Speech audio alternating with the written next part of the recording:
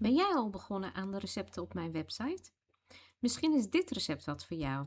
Vandaag maak ik een Caribisch fusion feestje. Een sodapopcake met een Jamaican gingerbeer. De cake wordt goudgeel, sprankelt van de gember en is volledig glutenvrij en 100% plantaardig. Het is dus geschikt voor vegetariërs en veganisten. Dit is fusion bakken op zijn best. Wist jij dat de sodapopcake in de jaren 30 ontstond? Bakkers ontdekten dat het koolzuur in frisdrank perfect helpt bij het rijzen.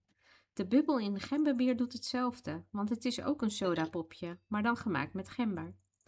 Dit is pittiger en voller van smaak dan gewoon gemberbier, wat zorgt voor die echte kick.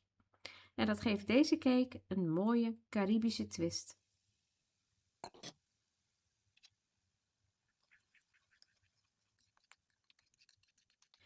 Wil je bakken als een pro en een perfect resultaat hebben? Weeg dan alle ingrediënten af en snijd vast 50 gram stemgember in stukken en pers 1 limoen uit.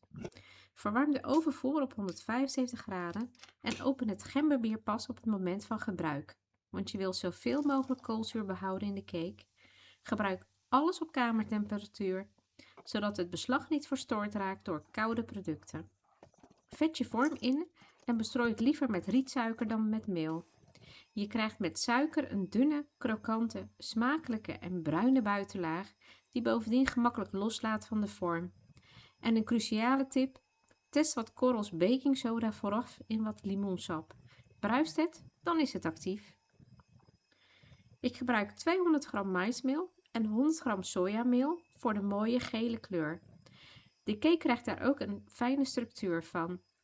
Je kunt eventueel kiezen voor 200 gram tarwemeel en 3 eieren of een andere eivervanger.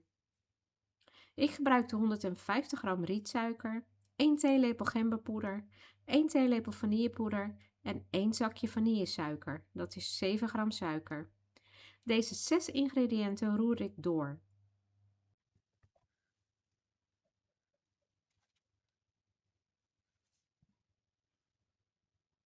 Vervolgens mengde ik 2 eetlepels limoensap met 1 theelepel baking soda en voegde dat toe. Dan de 330 ml gingerbeer erbij en heel even kort doorkloppen tot een glad beslag. Mijn sojameel zal ik voortaan vooraf zeven, want ik vond het te veel klonteren, waardoor ik langer moest kloppen dan ik wilde. Tot slot gaat 125 ml raapzaadolie door het beslag en stort ik het beslag in de bakvorm. Ik verdeelde stukjes stemgember over het beslag en drukte die onder. Daarna werd de cake gebakken 45 minuten lang op 175 graden onder- en bovenwarmte en dan wachten tot het volledig afgekoeld is.